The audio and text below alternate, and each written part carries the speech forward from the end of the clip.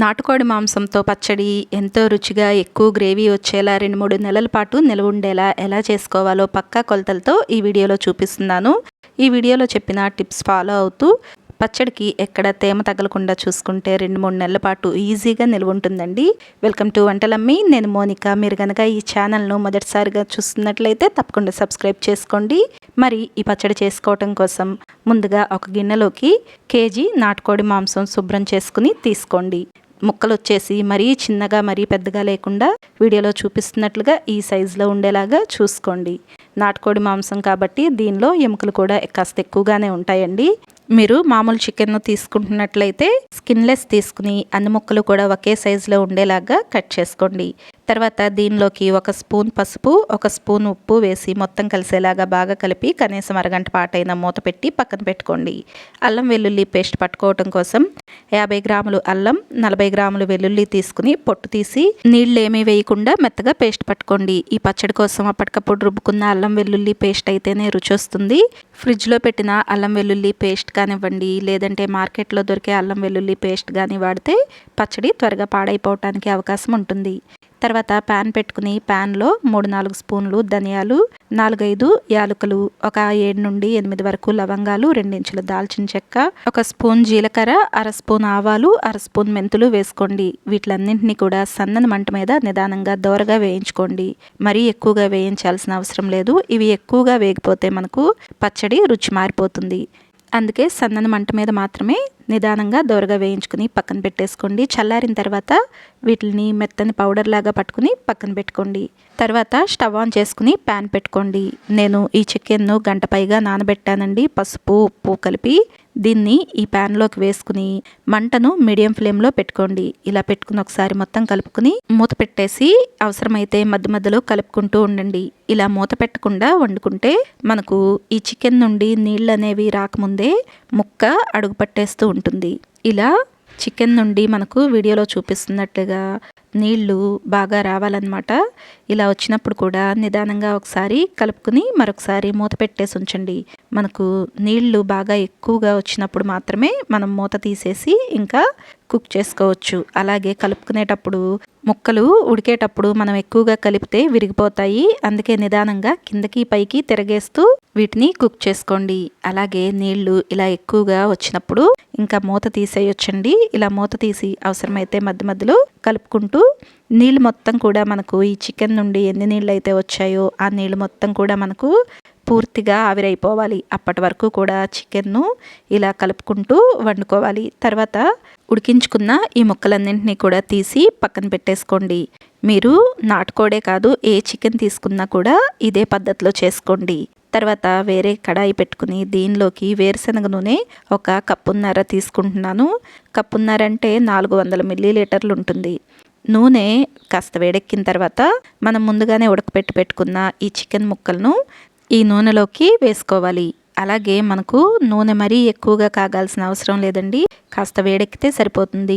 మంటను వచ్చేసి మీడియం ఫ్లేమ్లో పెట్టుకోండి. నూనెలో చికెన్ ముక్కలు వేసిన తర్వాత వెంటనే కలపకుండా ఒక 5-10 నిమిషాల పాటు అలా వదిలేయండి. తర్వాత నిదానంగా అవసరమైతే మధ్య మధ్యలో కలుపుకోండి. మనం వేరుశనగ నూనె వేసాం కాబట్టి కాస్త నూనె ఇలా పొంగులు వస్తూ ఉంటుంది. మరీ ఎక్కువగా పొంగుతున్నట్లయితే కొద్దిగా చింతపండును నూనెలో వేయండి. దీనివలన పచ్చడికి ఏ ఇబ్బంది ఉండదు. ఇలా చికెన్ ముక్కలను అన్ని వైపులా ఒకేలాగా కాలేలాగా మధ్య మధ్యలో కలుపుకుంటూ ఉండండి. చికెన్ ముక్కలు ఒకే సైజులో తీసుకోవటం వలన మనకు ఫ్రై చేసుకునేటప్పుడు అన్ని ముక్కలు కూడా ఒకేసారి ఫ్రై అవుతాయి. నేను నాటుకోడి చికెన్ తీసుకుంటున్నాను కాబట్టి ఎముకలతో కలిసిన ముక్కలు వేగటానికి కాస్త ఎక్కువ టైం పడుతుంది. ఫ్రై అయినంత వరకు తీసి పక్కన పెట్టేసుకుని మిగిలిన వాటిని మరొక 1 లేదా 2 నిమిషాల పాటు ఫ్రై చేసుకోండి. వీడియోలో చూపిస్తున్నట్లుగా చికెన్ వచ్చేసి మనకు ఈ కలర్ వచ్చేంత వరకు ఫ్రై చేసుకోవాలి. ముక్క ఎర్రగా కాలి గట్టిగా అవుతుంది. అలాగే గిన్నెలోకి తీసుకునేటప్పుడు ముక్కలు గలగలలాడుతాయి అన్నమాట. ఇంతవరకు ఫ్రై చేసుకోండి. ఏమాత్రం పచ్చిదనం ఉన్నా కూడా మనకు పచ్చడి నిలవ ఉండదు. అలాగే వేయించుకునేటప్పుడు పెద్ద మంట మీద పెట్టుకుని వేయించుకుంటున్నట్లయితే ముక్క త్వరగా రంగు మారిపోతుంది కానీ లోపల పచ్చిదనం అలాగే ఉంటుంది. అందుకని మంటను మీడియం ఫ్లేమ్లో పెట్టుకుని నిదానంగా వేయించుకుని ఈ ముక్కలను తీసి పక్కన పెట్టుకోండి. మిగిలిన నూనెలోకి మనం ముందుగానే పేస్ట్ పట్టి పెట్టుకున్నాం కదా, అల్లం వెల్లుల్లి పేస్ట్, ఈ ముద్దను వేసుకోండి. అల్లం వెల్లుల్లి పేస్ట్ వచ్చి పచ్చివాసన పోయి రంగు మారాలి, అంతవరకు కూడా సన్నని మంట మీద నిదానంగా వేయించుకోండి. ఎక్కువసేపు వేయించుకుంటే అల్లం వెల్లుల్లి పేస్ట్ మాడిపోతుంది. చూసుకుంటూ జాగ్రత్తగా దగ్గరుండి ఇలా మధ్య మధ్యలో కలుపుకుంటూ రంగు మారేంత వరకు కూడా ఇలా కలుపుకుంటూ వేయించుకోండి. ఇలా అల్లం వెల్లుల్లి పేస్ట్ రంగు మారిన తర్వాత మనం ముందుగానే మసాలా పొడి రెడీ చేసి పెట్టుకున్నాం కదా, ఈ పొడిని కూడా వేసుకోండి. తర్వాత ఒక అరకప్పు వరకు పచ్చళ్ళ కారం వేసుకోండి. కొత్త కారం అయితే పచ్చడి రంగు చాలా బాగుంటుందండి. కారం వేసుకున్న తర్వాత దీనిలోకి పావు కప్పు కన్నా కూడా కాస్త తక్కువగానే ఉప్పు వేసుకోండి. చికెన్ కలుపుకునేటప్పుడు కాస్త ఉప్పును వేసుకున్నాం కదా, అలాగే ఉప్పు కాస్త తక్కువైనా కూడా మనం మళ్ళీ కలుపుకోవచ్చు కాబట్టి ఒకేసారి ఎక్కువ ఉప్పును మాత్రం వేసుకోవద్దు. చికెన్ కలుపుకోవటానికి కొద్దిగా పసుపు వేసాం కాబట్టి పసుపు మనం ఏం వేయటం లేదండి. ఇలా ఉప్పు కారం బాగా కలిసేలాగా కలుపుకోండి. మనకు ఉప్పు దీనిలో కరిగిపోవాలి. కారం వేసిన తర్వాత మనకు పచ్చడిలో నుండి ఇలా నురగల్లాగా రావాలండి. ఇలా నురగలు రావటం మొదలైన తర్వాత దీనిలోకి మనం ముందుగానే వేయించి పెట్టుకున్న చికెన్ను వేసుకోండి. చికెన్ వేసుకున్న తర్వాత 1 లేదా 2 నిమిషాల పాటు ఇలాగే సన్నని మంట మీద కలుపుకుంటూ ఉంచుకోండి. తర్వాత స్టవ్ ఆఫ్ చేసి కడాయిని తీసి పక్కన పెట్టుకోండి. అలాగే ఇదే మంట మీద ఎక్కువసేపు కలుపుకుంటూ ఉంచుకుంటే కారం రంగు మారిపోయి పచ్చడి నల్లగా ఉంటుంది. పచ్చడి చల్లారిన తర్వాత దీనిలోకి ఒక 4 నుండి 5 నిమ్మకాయలను కాయ సైజు ఇంకా దానిలో ఉండే రసంను బట్టి తీసుకోండి. ఈ నిమ్మకాయ రసం వచ్చేసి మనకు 80 నుండి 100 మిల్లీలీటర్ల వరకు ఉండాలండి. పచ్చడి పూర్తిగా చల్లారిన తర్వాత మాత్రమే ఈ నిమ్మరసాన్ని పచ్చడిలోకి వేసి కలుపుకోవాలి. ఇలా నిమ్మరసం వేసి మొత్తం కలిసేలాగా కలుపుకోండి.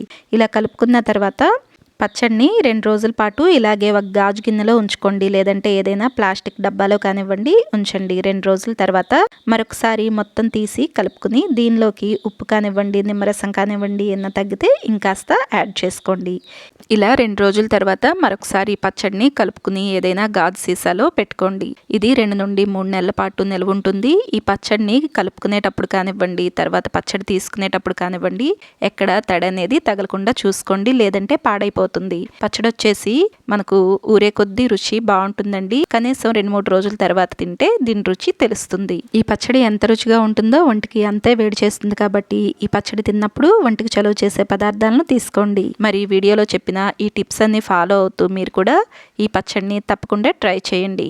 అలాగే మీకు ఎలా అనిపించిందో కమెంట్ సెక్షన్లో కమెంట్ చేయండి. వీడియో నచ్చితే లైక్ చేయండి. మీ ఫ్రెండ్స్ ఇంకా ఫ్యామిలీ మెంబర్స్కు షేర్ చేయండి. ఇలాంటి మరిన్ని రెసిపీస్ కోసం వంటలమ్మే ఛానల్ను సబ్స్క్రైబ్ చేసుకోండి. Thank you for watching.